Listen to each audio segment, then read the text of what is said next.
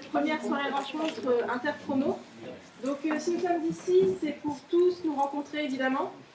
Donc je tiens particulièrement à vous remercier vous d'avoir fait l'effort de venir, tant les professionnels que les étudiants.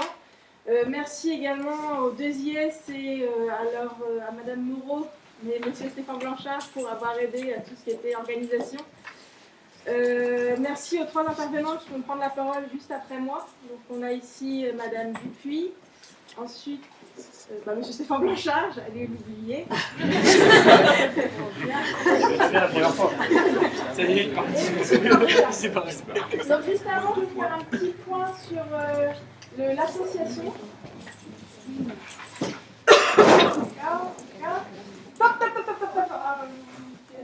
Encore.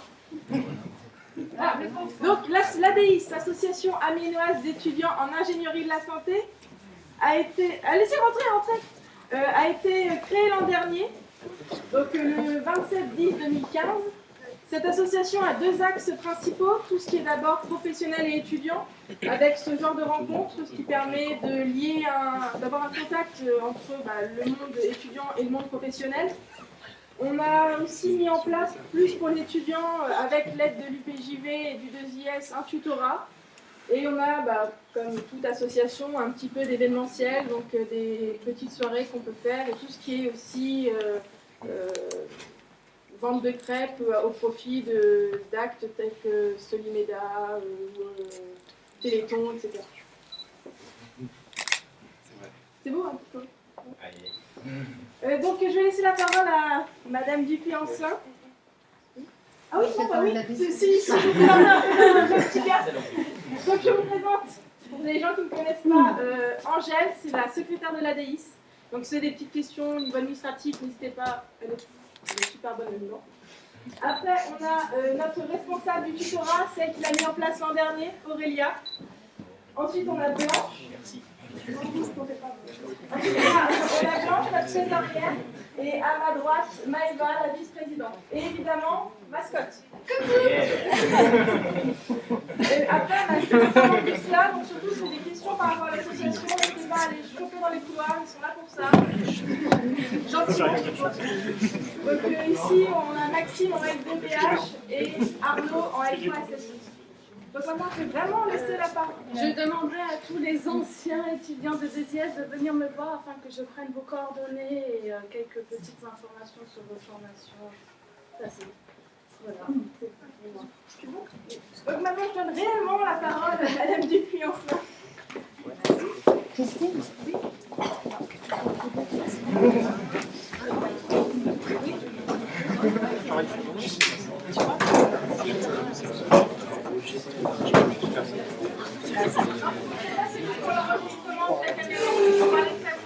D'accord. Donc, on m'a demandé de vous parler de formation et professionnelle. Donc, je vais vous expliquer globalement comment, en partant de mon bac en 1974, je suis arrivée à ce niveau de responsabilité professionnelle. Donc en 1974, je suis partie sur un premier niveau de formation qui est au niveau de la faculté de Lille, ce qu'on appelait la CATO, en institut de formation. Puis ensuite, donc, en 1977, avec ce diplôme de master kinésithérapeute, je suis arrivée au CHU d'Amiens, où j'ai été affectée au service de monsieur le professeur Loach. Je ne sais pas si pour certains ça dit quelque chose, c'était quand même quelqu'un de très connu au niveau de la faculté, et c'est lui qui a mis en place la rééducation au CHU d'Amiens. C'est lui aussi qui m'a poussé à faire l'école des cadres en 81, donc à Doualaris, formation des cadres à l'époque où nous étions des moniteurs cadres. Et ensuite, de retour sur le CHU, j'ai assuré dans un premier temps l'encadrement des étudiants sur terrain de stage, et pendant 5 ans, j'étais mi-temps sur le terrain de stage le matin avec les étudiants de l'école d'Amiens qui avaient ouvert en 82, et mi-temps enseignant l'après-midi sur les théories en orthopédie, de traumatologie des membres et orthopédie infantile. Et finalement, c'est en 90 en fait que ma profession a pris un virage et du versus soignant, je suis passée plutôt sur le versus management, et ceci au bénéfice d'une vacance de poste, puisque ce qu'on appelait la surveillante chef à l'époque de rééducation avait souhaité s'orienter vers l'école de la santé. Et donc, une fois de plus, M. Laune m'a poussé à prendre ce poste. Et donc, en 90, j'ai passé le concours de cadre supérieur de santé et rééducation, avec une augmentation, entre guillemets, du niveau de responsabilité, puisque les deux secteurs de rééducation du CHU ont été regroupés.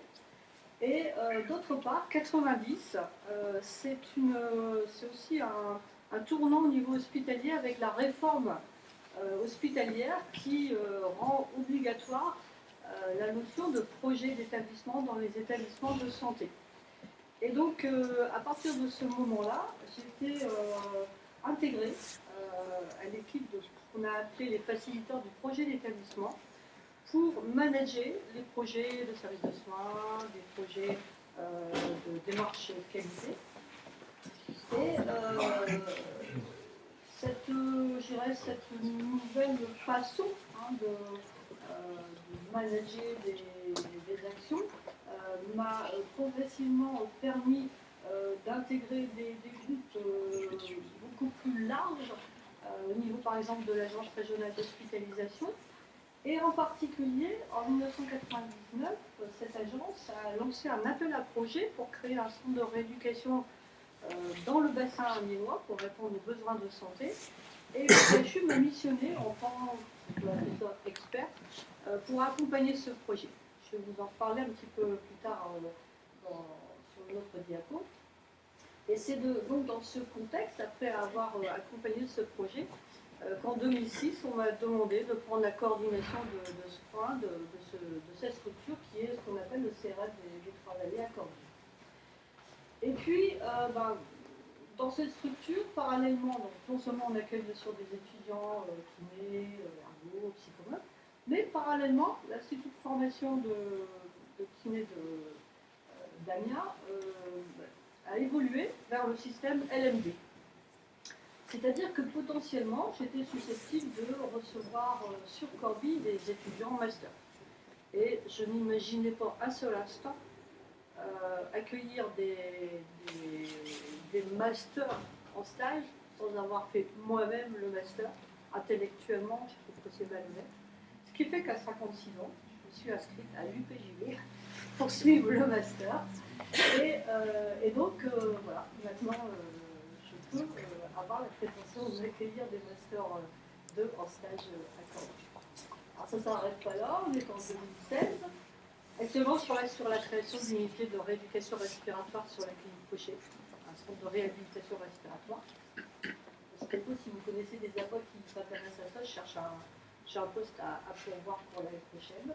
Et puis j'ai mis un point d'interrogation, parce qu'en fait, une carrière, ça ne s'arrête jamais, même si à un moment donné, il faudra bien que je prenne une retraite, et a priori, elle devrait se faire dans 18 mois. Dans tous les cas, vous voyez, c'est une démarche continue.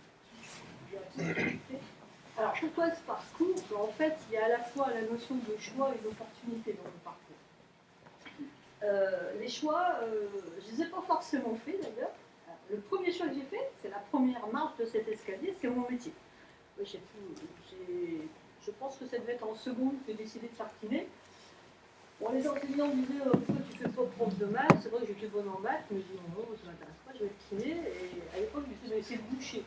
Je peux vous assurer que c'est pas bouché, et je peux vous assurer que tout le monde galère un peu partout en France pour recruter des kinés. En tous les cas, c'est vraiment le métier que j'ai choisi, c'est ma passion, et elle est toujours aussi importante. Le deuxième choix que j'ai fait, mais je vous l'ai dit tout à l'heure, c'est l'UPJV, parce que je pense qu'à un moment donné, il faut aussi se remettre en question, même si on est en fin de carrière. Il faut avoir l'honnêteté de dire on ne sait pas, et il faut avoir l'honnêteté de faire la démarche pour pouvoir accueillir, j'espère, le mieux possible les étudiants. Et puis, il y a eu des opportunités. Les opportunités, c'est que j'ai eu la chance d'être au bon endroit, au bon moment, avec les bonnes personnes. Et du coup, les personnalités... Mais, du coup, des personnalités qui m'ont particulièrement porté dans mon quotidien, je vous l'ai dit tout à l'heure, c'est monsieur le professeur Le. Parce que dès le premier jour, quand je suis arrivée, il m'a dit on va ouvrir une école de kiné, on a besoin de moniteurs. Et du coup, c'est lui qui m'a poussé à faire l'école des cadres. Je n'ai pas fait le choix de faire l'école des cadres. Et ça, je le dis haut et fort, c'est lui qui m'a poussé. Il est bien évident, je ne regrette pas. Parce que si je suis aujourd'hui à ce niveau-là, c'est bien parce qu'un jour, il m'a poussé à le faire. Et c'est surtout, il m'a un peu entraîné dans une spirale de réflexion, de performance, de remise en cause et de réussite qui a fait que j'ai pu donc gravir ces différentes marches.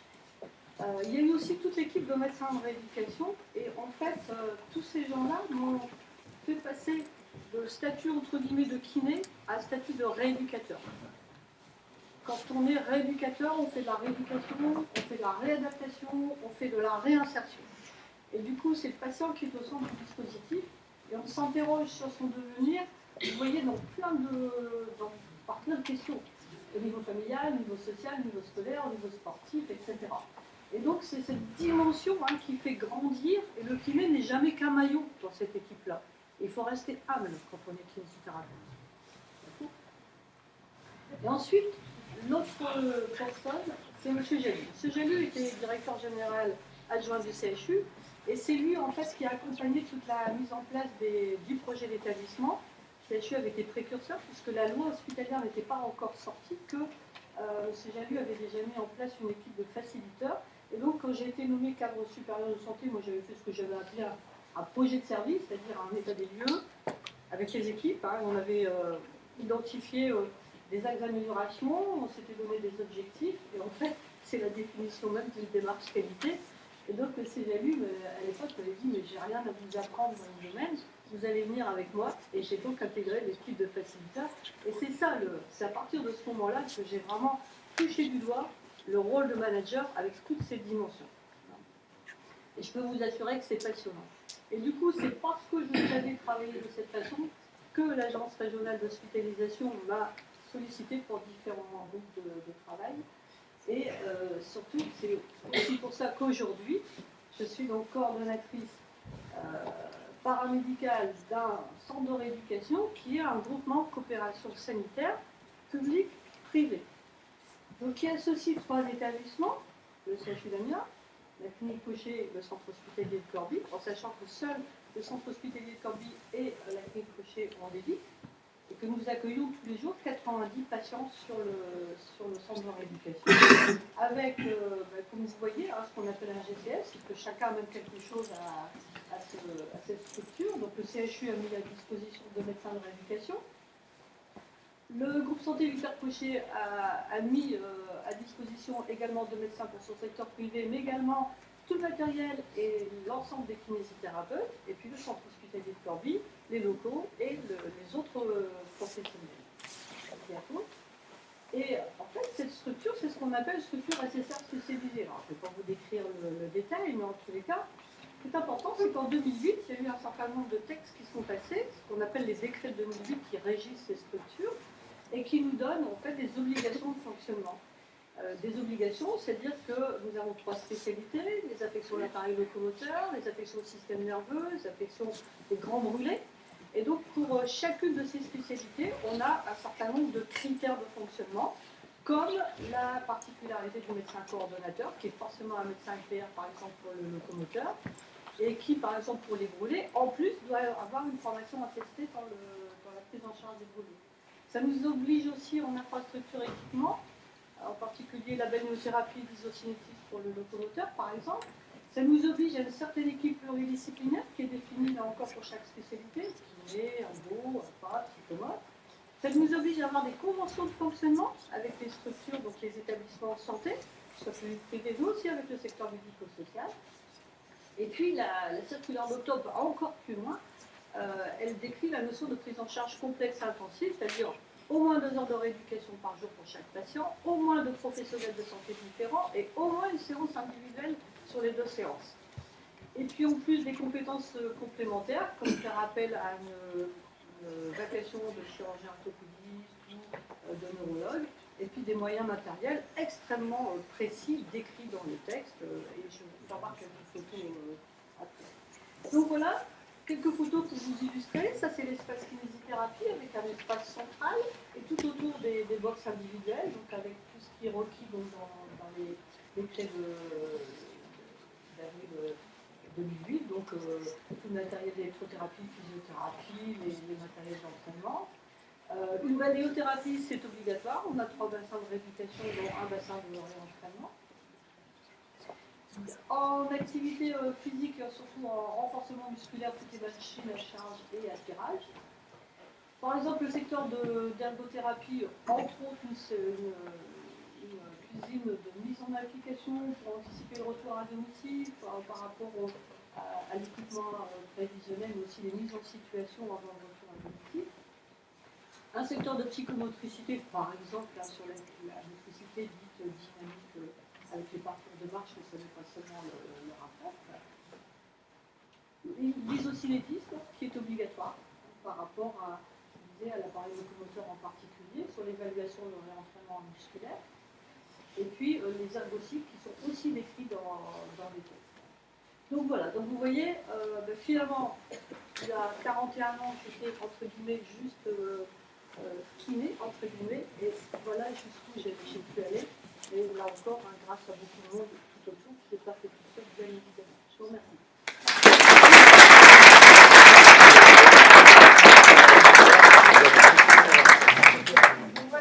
L'expérience de Madame Dupuis prouve bien que ce genre de rencontre est un atout parce que plus on va se connaître entre les promos, plus le réseau sera important et plus on aura de contacts et donc de connaissances des différents milieux. Alors je sais qu'il y a beaucoup de massettes aujourd'hui. Tout ce qui est IRHPM kiné, ça me concerne de loin, mais ça peut être intéressant parce que je pense que Madame Dupuis peut avoir des liens avec certains responsables HSE, etc. De même que pour les BH, je les entends aussi. Donc je vais laisser la parole à monsieur Stéphane Blanchard. Bonjour à tous. Donc je suis Erwan Stéphane Blanchard, enseignant ici au sein de la formation et chercheur également, puisque notre métier c'est enseignant-chercheur. Donc juste rapidement, moi je suis donc maître de conférence, je travaille au laboratoire Péritox qui se situe à l'hôpital Sud ici, et ma spécialité c'est la neurophysiologie chez le nouveau-né prématuré. Donc plus précisément, on étudie l'impact de facteurs environnementaux, par exemple l'environnement thermique, les champs électromagnétiques, les pesticides, tout ce genre d'agents physiques ou chimiques de l'environnement, sur l'interaction des fonctions neurovégétatives chez le nouveau-né prématuré. En gros, on étudie comment certaines fonctions essentielles du nouveau-né, le sommeil, la fonction cardiovasculaire, la respiration, interagissent entre elles et permettent le bon développement des nouveau-nés prématurés dans les services de néonatologie. Le but ici, c'est de vous parler de mon parcours, mais pas pour parler de moi, évidemment. Mon parcours, on va dire, est un bon exemple de situations qui sont très variables, qui sont très changeantes, un petit peu à l'image de ce qui vous a été présenté jusqu'avant, c'est-à-dire qu'il n'y a pas de parcours type, ni de parcours définitif. Au final, on peut toujours évoluer ou changer. Je vais commencer par une question. Est-ce que vous avez regardé le débat des primaires de la droite hier ?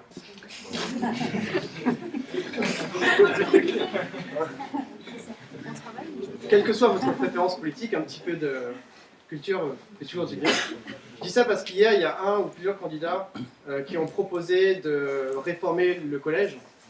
Et en réformant le collège, ils ont proposé notamment de mettre fin au collège commun à tout le monde et de créer des collèges permettant une orientation dès l'âge obligatoire, dès l'âge de 11 ans, dans une spécialité professionnelle. Ce qui veut dire qu'ils obligeraient les enfants de 11 ans à avoir déjà un avis sur leur carrière professionnelle plus tard. Vous imaginez la chose ? Je vous dis ça parce que moi, jusqu'à 25 ans, je ne savais pas ce que je voulais faire. J'aurais été un petit peu mal en point à ce moment-là, et j'imagine que si vous êtes ici, c'est parce que la plupart d'entre vous avez une idée peut-être de l'orientation que vous allez vous donner, du profil que vous allez adopter grâce à vos études, mais certainement pas du métier concret que vous allez réaliser plus tard. C'est exactement mon cas, et vous allez voir que l'illustration de mon parcours représente bien ce problème-là. La question que vous devez vous poser, évidemment, c'est comment fait-on pour accéder au marché de l'emploi, obtenir un métier, et puis la formation que vous réalisez aujourd'hui, que ce soit en licence ou en master, enfin ceux que nous dispensons ici au sein de la formation, qu'est-ce qu'ils peuvent vous apporter justement pour accéder à cet emploi. Alors comment faire pour accéder au marché de l'emploi? Je ne pourrais pas répondre à la question, parce que d'une, je ne pense pas que j'ai l'expérience nécessaire pour vous en parler, et deux, parce que c'est très individuel comme démarche.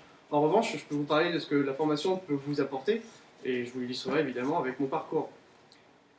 La première chose qui est extrêmement intéressante, c'est qu'il y a quelques années, si j'ai bon souvenir, il y a quelques institutions qui s'occupent de l'emploi des cadres qui avaient démontré deux choses qui étaient très intéressantes. La première, c'est que globalement, tous les employés, tous les salariés, en tout cas en France, qui sont de niveau cadre, n'utilisent qu'entre 15 et 20% des compétences et des connaissances qu'ils ont acquises au cours de leur formation. Ça vous donne une idée de ce que vous utiliserez plus tard. Et la deuxième, c'est que seuls 10% des gens sont recrutés réellement sur la base du profil qui est donné dans les emplois qui sont édités, par exemple sur Pôle emploi ou dans les missions qui sont données. Ce qui fait qu'au final, c'est plus votre culture générale, votre culture scientifique, votre culture technique, vos connaissances, vos compétences personnelles, et puis votre personnalité qui vous amènera à votre futur emploi. J'ai la prétention de penser que c'est ce qui m'a amené à l'emploi actuel, qui me satisfait, donc c'est finalement le plus important. J'ai eu mon bac en 2000. J'ai fait un bac scientifique. À l'époque, c'était spécialité sciences et vie de la Terre. Et ensuite, j'ai fait un DUT génie biologique. Je vais vous donner quelques raisons pour lesquelles j'ai fait ce parcours. J'ai fait ce parcours parce que ma sœur avait fait la même chose. À l'époque, c'est ridicule, hein, mais on fait tous des choix plus ou moins ridicules à un moment donné. Il se trouve qu'à l'époque, dans un lycée plutôt rural dans lequel j'étais, on n'était même pas mal informés. On n'était pas du tout informés des possibilités, de toutes les possibilités qui existaient concernant les poursuites d'études. On ne faisait donc que ce qu'on connaissait déjà. Ce que je connaissais déjà, c'est ce que ma grande sœur avait fait. Du coup, j'ai fait un DUT génie biologique, beaucoup de biologie cellulaire, beaucoup de biologie moléculaire, et surtout beaucoup de microbiologie. Je n'ai pas aimé. Je n'ai pas aimé. Je m'en suis bien sorti, mais je n'ai pas trop aimé. J'ai la chance de pouvoir toujours me plaire dans ce que je fais. Voilà, il y a des gens qui font ce qu'ils font parce que c'est leur choix. Il y en a d'autres qui ne savent pas trop quoi faire, qui se retrouvent dans une situation et qui apprennent à apprécier cette situation. C'est mon cas. J'ai de la chance. À l'issue de ce DUT génie biologique, mon objectif c'était de rester dans le monde de la santé, relatif à la biologie, biologie santé. Malheureusement pour moi, à cette époque-là, n'existait pas de licence spécifique et dédiée aux sciences pour la santé, comme peut l'être la licence BHTS ou la licence CCSE actuellement. Du coup, je suis arrivé ici, dans cette formation. À l'époque, c'était sous la forme d'un IUP, donc Institut Universitaire Professionnalisé. J'ai donc réalisé la licence et la maîtrise de la formation MACET, Management, Santé, Sécurité, Environnement au Travail. Formation que j'ai appréciée, puisque c'est ma nature, mais qui ne m'attirait pas particulièrement, en tout cas en termes de réalisation professionnelle sur le long terme. Malgré tout, puisque ça va en intéresser certains, à cette époque-là, j'avais fait mon stage final en maîtrise, c'était un stage sur les atmosphères explosives dans une centrale nucléaire. Ça revêtait donc une certaine importance. Mais malgré ça, c'était pas quelque chose qui me tentait énormément.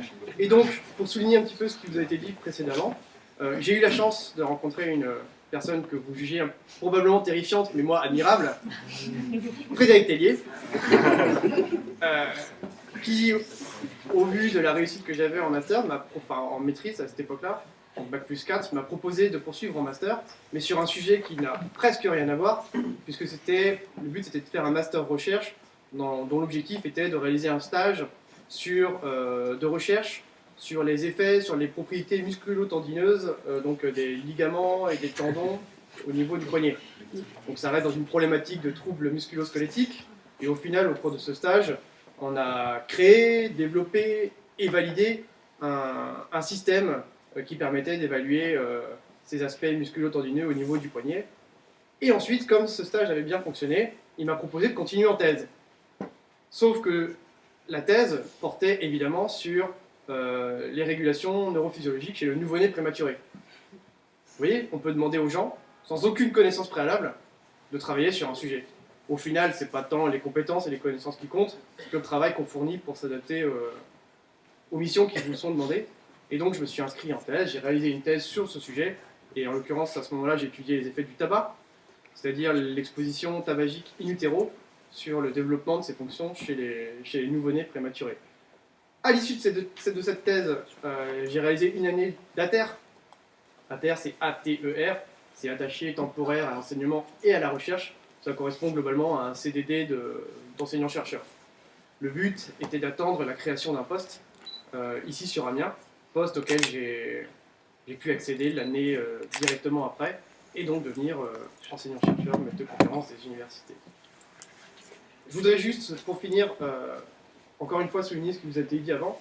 Je considère qu'effectivement, pouvoir s'insérer professionnellement, réussir d'une manière générale dans la vie, c'est toujours la rencontre de deux événements, hein, comme ça vous a été dit avant, c'est-à-dire des opportunités, et puis un peu de talent, et de travail qui va avec, évidemment.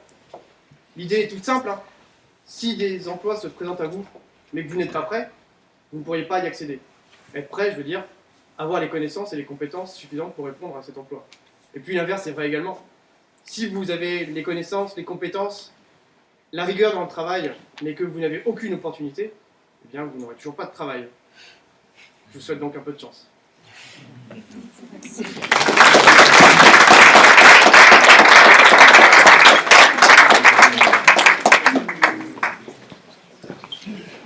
Donc je laisse la parole à Steven Korzer.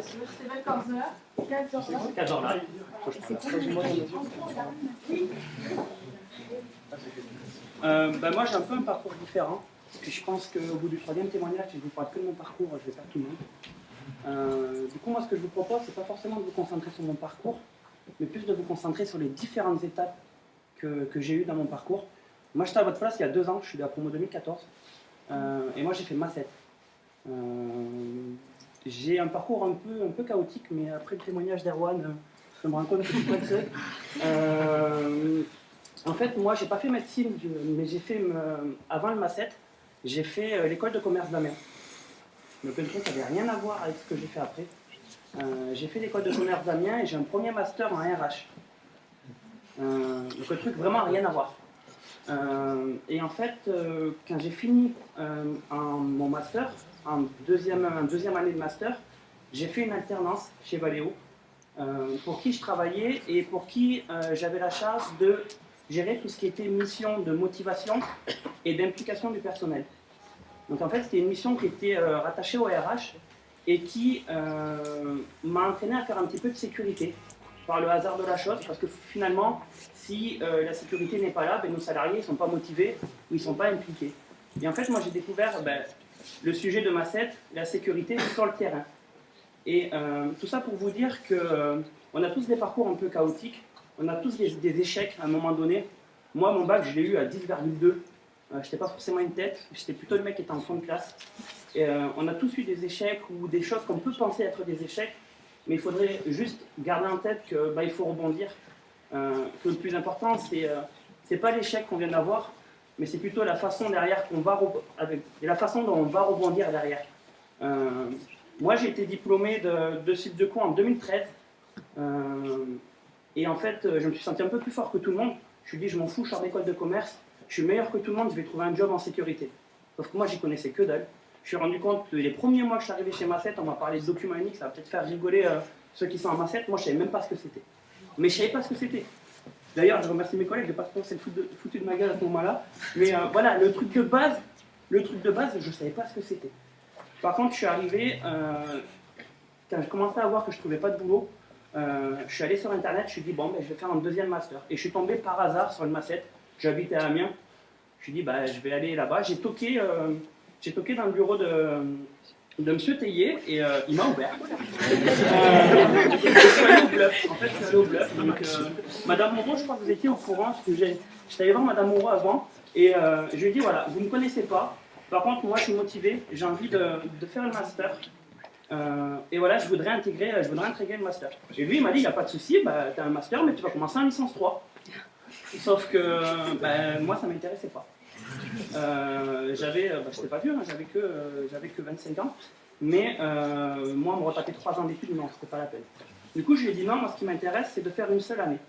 Il m'a dit, bah, tu veux. Et pendant la seule année, tu fais licence 3, master 1, master 2. Et j'ai dit oui. J'ai dit ok. Et il s'est passé quoi? La rentrée, 3 jours, je suis allé voir M. Tellier, Mme Moreau peut-être, je ne sais plus lequel des deux. J'ai dit ouais mais ça va pas, j'ai des cours qui tombent en même temps. Il dit, bah, ça c'est pas un problème. Et donc voilà, et en fait j'ai fait l'année comme ça. J'ai fait l'année comme ça, en faisant des cours, en rattrapant des cours. Merci à Nord de taper les cours. Et voilà, et j'ai eu mon master. Moi j'ai pas eu une note bien folichonne, mais je l'ai eu. Donc voilà, encore une fois, croyez en vos projets.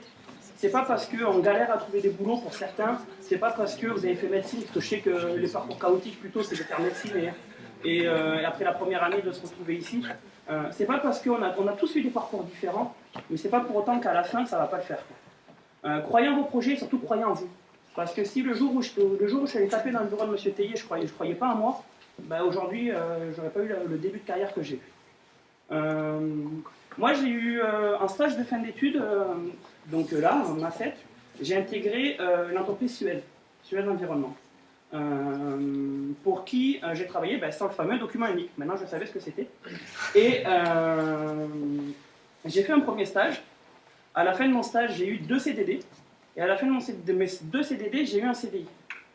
Et j'ai également eu, depuis, ça fait 2 ans que je suis chez Suez, j'ai eu des stagiaires et des alternants.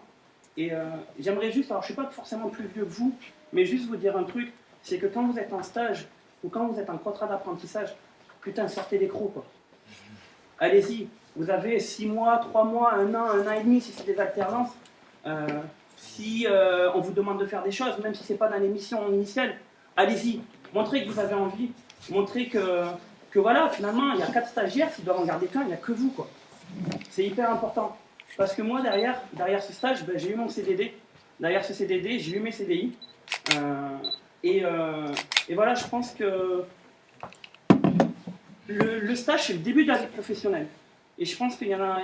Moi, le premier, je n'avais pas forcément conscience au début. Il faut que vous ayez conscience de ça, parce qu'après, ça va hyper vite. Et finalement, le début de votre CV, c'est quoi? C'est vos stages. Et même si vous savez dès le début que vous ne serez pas embauché, n'oubliez pas que dès que vous allez candidater, la première chose que le gars il va faire, il va appeler votre tuteur. Il va dire, et lui et elle est comment? Et si vous avez merdé, parce que de toute façon vous s'en foutez, vous savez qu'il fallait faire les 6 mois, il fallait valider, et que derrière, de toute façon je ne serai pas embauché, lui il n'hésitera pas à le dire. Donc faites attention à ça, soyez investis dans vos stages, soyez investis dans vos contrats de professionnalisation, parce que finalement, c'est ça le début de votre carrière, et c'est ça que vous allez mettre en avant au début de votre carrière. Moi je voulais juste, je ne sais pas combien de temps, on m'a dit 10 minutes, je ne sais pas si ça fait longtemps ou pas, je voulais juste remercier l'ASSO, parce que moi je suis issu d'une école de commerce, et les assos des anciens c'est quelque chose qui dure depuis 30 ans, 40 ans, on a même des catalogues comme ça avec des noms, on ne sait même plus qui c'est, mais c'est hyper important parce que finalement, et là je rejoins un petit peu les 2 premiers témoignages, et notamment quelque chose que vous avez mis dans votre diapo madame, c'est que des fois, il suffit juste d'être au bon endroit ou à la bonne personne, ou il suffit juste d'appeler la bonne personne au bon moment. Et ça, une démarche comme vous faites, et des journées comme on fait aujourd'hui, c'est hyper important. Alors je sais que peut-être qu'il y en a, ils auraient préféré rentrer chez eux ce soir, aller à Saint-Leu, ou je sais pas, mais peut-être manger le buffet qui nous attend. Mais n'oubliez pas que finalement... nous, les anciens, on est aussi là pour vous accueillir, mais à un moment donné, il faut savoir que vous êtes en besoin. Les différents besoins que moi j'ai eu d'étudiants, je suis venu les chercher ici en MA7. Et c'est une démarche normale pour nous, d'accord? Mais à vous de venir vers nous, on ne va pas non plus venir vous chercher, quoi. Donc, développer cette culture, développer ce réseau, juste pour une dernière explication par rapport à mon parcours. Moi, quand je suis arrivé en stage chez Suez, mon directeur régional, il m'a pris un petit peu sous son aile. C'est lui qui a cru en moi. À un moment donné, il a senti un truc et il a cru en moi. C'est grâce à lui que j'ai eu mon CDD et c'est grâce à lui que j'ai eu mon CDI. Aujourd'hui, ce mec-là, il a quitté Suez. Il est parti dans une autre boîte qui s'appelle KP1. C'est une boîte qui travaille dans le BTP, dans la partie industrielle. Aujourd'hui, il est directeur national. D'accord? Il est directeur national de la prévention. Il m'a appelé il y a 3 mois. Il m'a dit voilà, on crée un poste, Steven. On crée un poste et moi, j'ai besoin d'un bras droit. À 27 ans aujourd'hui, je suis directeur adjoint du directeur national de la prévention chez KP1. Et ça, c'est le réseau. Qu'est-ce qui s'est passé? Au début, ça s'est bien passé avec ce mec-là. Et derrière, j'ai réussi à faire mes preuves et le réseau a fait que ça a marché. Donc croyez à l'assaut des anciens, aidez-les parce que c'est pas facile le boulot qu'ils font. Et pour le moment, ils sont tout seuls. Venez au rendez-vous qu'ils font, venez discuter avec nous. Moi, j'ai que 2 ans de plus que vous pour la plupart. J'ai 2 ans de plus de carrière que vous et je suis sûr que je peux vous aider déjà dans plein de choses. Et ça, il faut que vous veniez vers les anciens et il faut que vous veniez discuter avec nous. D'accord ? Après, voilà, il y en a qui vont galérer, il y en a qui auront un petit peu plus de chance, comme moi j'ai eu de la chance. Mais n'oubliez pas un truc, c'est que pour être en haut, il faut du temps. Par contre, pour tout perdre, il suffit juste de foirer une fois. D'accord ?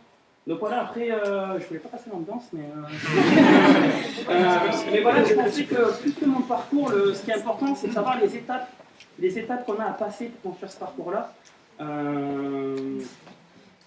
Des petites choses qui font que ça tombe du bon côté ou du mauvais côté, mais ces choses-là, il faut aller les chercher. Donc si vous galérez, c'est pas grave, continuez à galérer. À un moment donné, ça va payer. Mais par contre, jouez sur toutes les pistes. Par exemple, je suis hyper présent sur tout ce qui est Viadeo, LinkedIn, sur les CV Tech, genre APEC, tout ça. Je sais pas si ça parle aux gens. C'est une culture un peu que j'ai eue en école de commerce, que j'ai pas forcément retrouvée chez tout le monde à la fac. Pourtant, allez sur ces sites-là, mettez à jour votre page, suivez-la, rajoutez un maximum de personnes, vous les connaissez pas, on s'en fout, vous les rajoutez. Par contre, allez pas rajouter, des personnes qui n'ont pas de rapport avec votre parcours. Allez rajouter des personnes, moi, dans mon cas, des préventeurs. J'ai 600 ou 700 personnes sur ma page, j'en connais même pas 100. Par contre, sur les 600 que je connais pas, il y en a déjà plein qui sont venus rentrer en contact avec moi. Il y en a, ils essaient de me vendre des trucs, mais à côté, il y en a plein qui sont venus me voir, qui sont allés un petit peu doser, voir quel était réellement mon parcours, si j'étais en train de rechercher du boulot et tout. Et franchement, ça marche.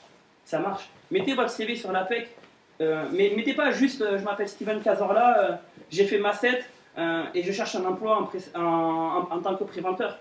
Détaillez ce que vous avez fait, vous avez des bons stages. Je ne sais pas si vous en avez conscience, mais c'est un bon cursus ce que vous faites.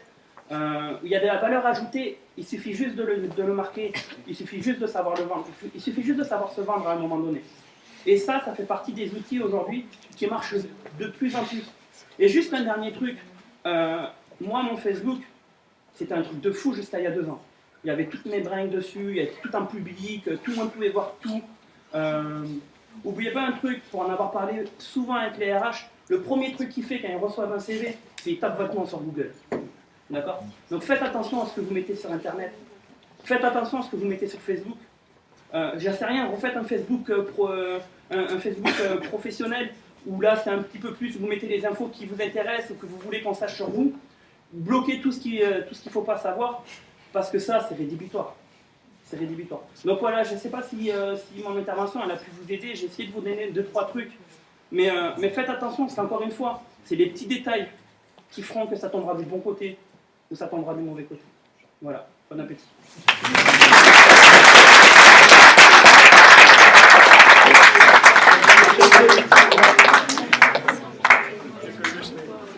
Je tiens juste à vous préciser que la prochaine rencontre qui se fait dans ce style-là, ce sera le 2 février. Donc s'il vous plaît, faites passer l'info, mettez-le dans votre agenda, bouclez tout votre week-end rien que pour ça, parce qu'il y aura vraiment du monde.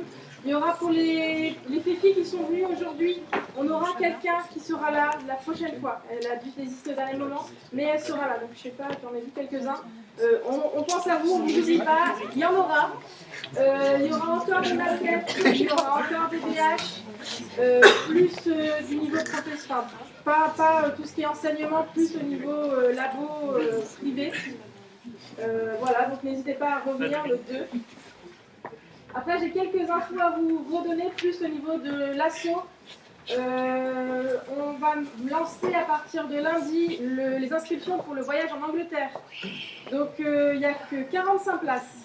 42 € pour les adhérents de l'association, 55 pour les externes de l'association.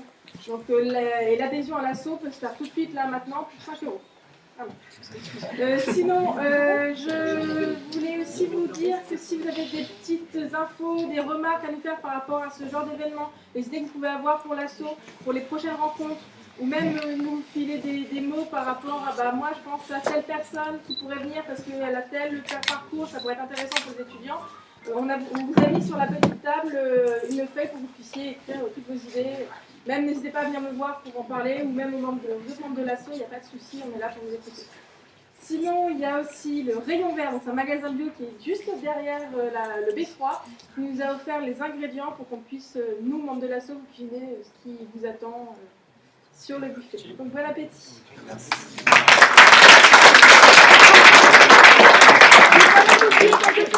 Bien Mathias. On a un petit animateur, il n'a pas aimé, mais c'est un tout jeune étudiant et il fait de la magie. Donc je vais passer parmi vous pour vous faire quelques tours de cartes et franchement, vous pouvez tu penses pas quoi?